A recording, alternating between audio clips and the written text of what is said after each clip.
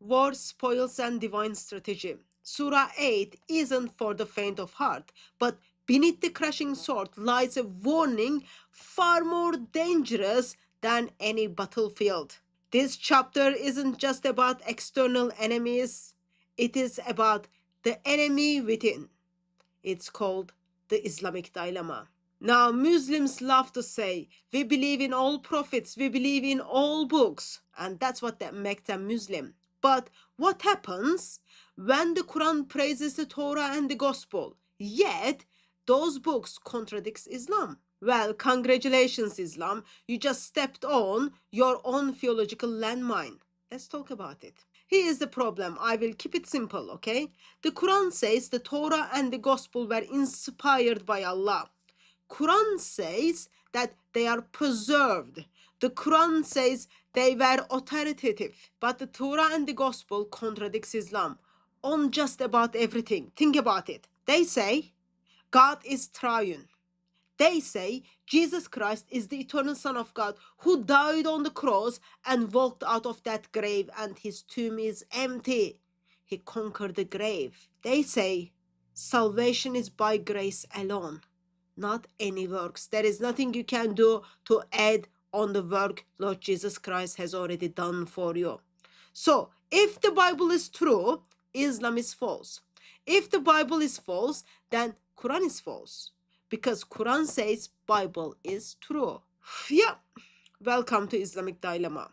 Now, let's take a look at the dilemma and walk through Surah 8, one of the Quran's most aggressive chapters. Let's start with Surah 8, verse 75. Those of blood relations are more entitled to inheritance in the book of Allah. Interesting, isn't it? It says the book of Allah, not just the Quran. So what is the book of Allah? Well, according to Quran itself, the book of Allah includes the Torah, the Gospel, the Psalms, and of course the Quran. So here's the question. Why is Muhammad appealing to the book of Allah for legal rulings? If only the Quran counts.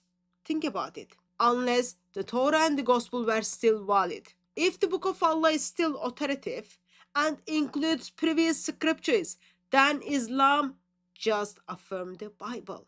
Congratulations. Another example, Surah 8:41. We sent down to our servant on the day of criterion. That phrase, we sent down, it is used all over the Quran. God sent down the Quran. But wait, he also sent down the Torah. He also sent down the Gospel.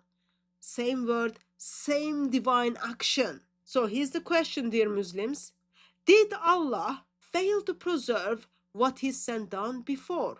Because if Allah sent down revelation and then it gets corrupted, then he's either too weak to protect it or too careless to care. So, if you say the Torah and the Gospel were corrupted, you just throw Allah and his book under the bus. Another example, Surah 8 verse 1. So fear Allah and obey Allah and his messenger. Let's think.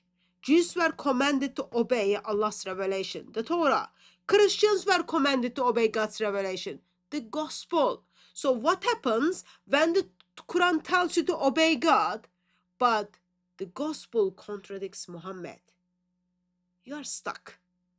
If you obey the Gospel, you disobey Muhammad. But if you obey Muhammad, then you disobey the Gospel. Either way, someone is lying. Let me summarize. Surah 8 appeals to the book of Allah, which includes the Torah, God's pattern of revelation, which includes the Torah and the Gospel, the need to obey God, which means obeying the Bible. So, if the Bible is true, Islam is false. If the Bible is false, Islam is false, because it confirms the Bible. And that, my dear Muslim friends, is the Islamic dilemma, straight out of Surah 8. If you are Muslim, you've got two choices here. Admit that Quran is wrong by affirming the Bible, or admit the Quran is wrong for contradicting it. Either way, your religions just implodes. So next time when someone says the Bible has been corrupted, ask them why Muhammad keeps quoting it. Then maybe hand them over a copy of the Gospel of John and see what happens.